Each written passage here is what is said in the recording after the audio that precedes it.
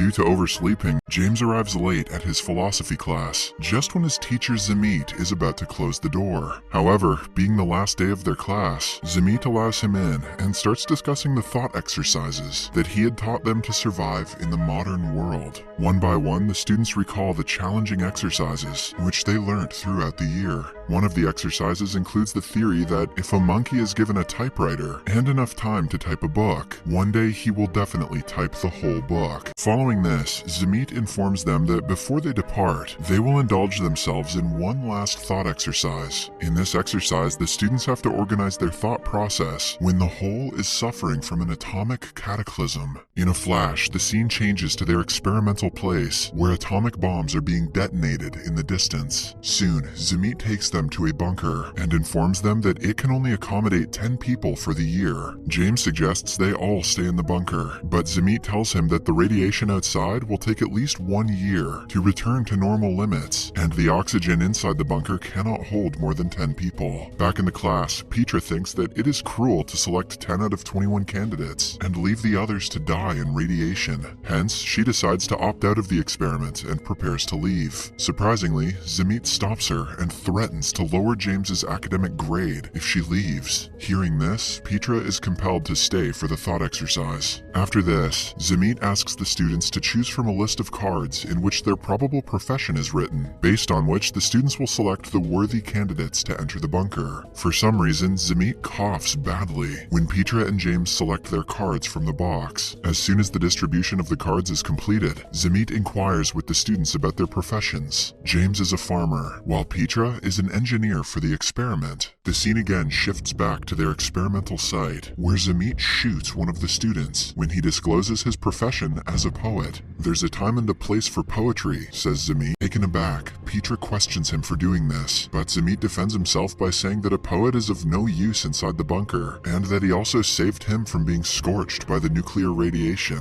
Zamit is also part of the experiment, but his ability is hidden from the group, and it is up to them to decide if they want to let him enter the bunker. One by one, the students start mentioning their worth for being in the bunker and how they can help others in need, followed by the voting to decide their fate. While selecting the last individual for the bunker, the group has to select between an opera singer and Zamit, realizing that Zamit has some unrevealed ability, and that opera singing is the most annoying sound on Earth. The group decides to choose him over the singer. After the selection of the worthy candidates, the selected group takes 5 minutes to greet their other classmates. Moments later, when the selected candidates are sitting around talking, they hear gunshots. They run to the spot and are shocked to see that Zamit has killed all of the abandoned students. In particular, Petra is devastated, and she tells James that she does not want Zamit inside the bunker.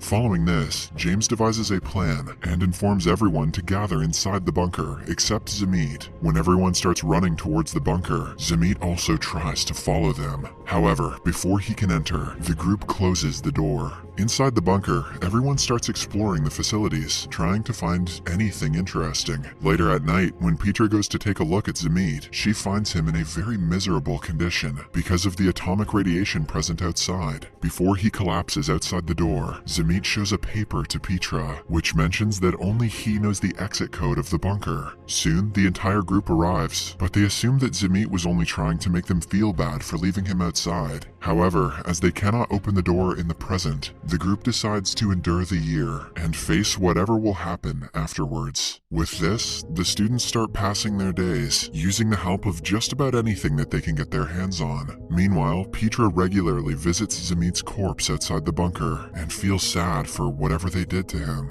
The time inside the bunker is not easy or fun for the group. Rather, it is agonizing and frustrating, as they are not allowed to go outside and play. In the next scene, a year has passed inside the bunker, and the students prepare to leave. Unfortunately, they find that they need to enter a passcode to exit the bunker, and that Zamit was actually telling the truth. The group tries their best to break the glass of the bunker, but fails in every attempt. Eventually, all of them die as the oxygen inside the bunker runs out. The scene then shifts back to the classroom, where Zamit tells the students that they should have thought logically before locking him outside the bunker. He also reveals that his real profession was the bunker builder, and because of this, he was the only one who knew the code to open the bunker. Following this, he again makes the group take part in the next thought exercise. The students are hesitant, but for the sake of their grades, they reluctantly agree. Next, the group is taken to a location where volcanoes are erupting everywhere. Zamit asks the students to look at their cards for information. After reading, the students find their professions. James is still an organic farmer, while Petra is an electrical engineer. Both of them are selected as worthy candidates to be in the bunker, and a few of the previous candidates are exchanged. This time, Zamit gets a spot because only he knows the code to open the bunker door. After a while, the selected ones rush towards the bunker, while the abandoned ones rush to get a car and leave the place. Unfortunately, when they try to drive away, a huge volcanic avalanche engulfs them. Later at night, when Petra goes to meet James, she is shocked to see him getting intimate with one of the boys. Devastated, she walks out of the room and sits on a couch. After some time, everyone is discussing how they can procreate and increase the human population. Each of them starts to choose their partner and goes to their room. Sadly, James cannot accompany Petra as he is gay. Because of this, Petra decides to select Zamit as her partner instead. She grabs his hand and takes him to the other room. 10 weeks pass by, but still, there are no signs of pregnancy within the bunker. Zamit then suggests that they should change their partners and try again.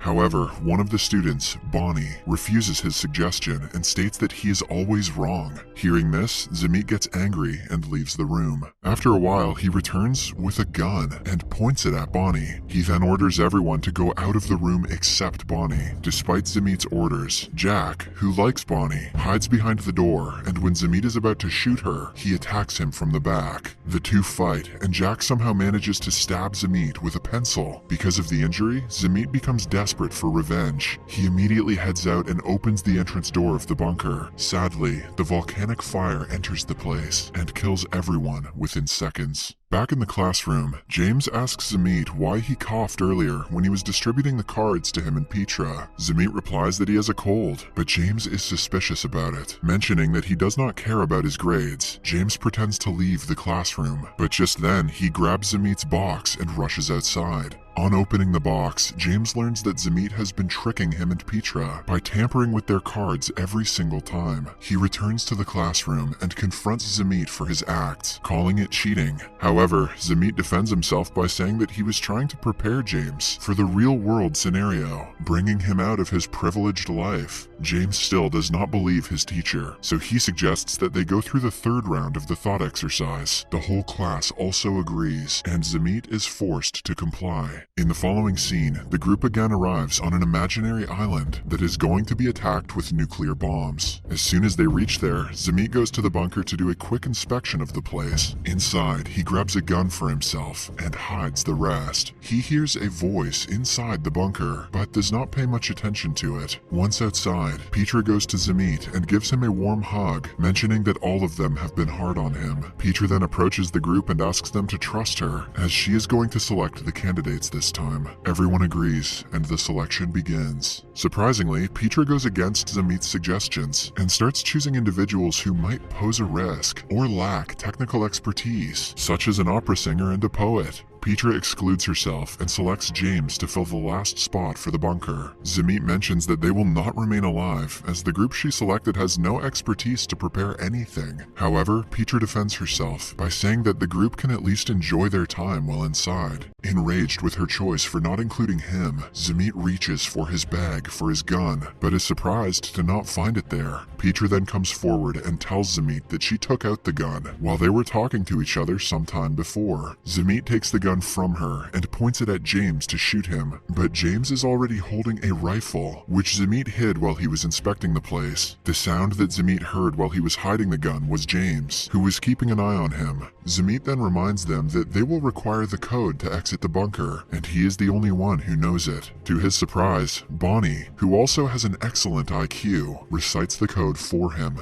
It turns out that she had seen Zamit using the code during the second experiment. Having no other choice, Zamit walks away.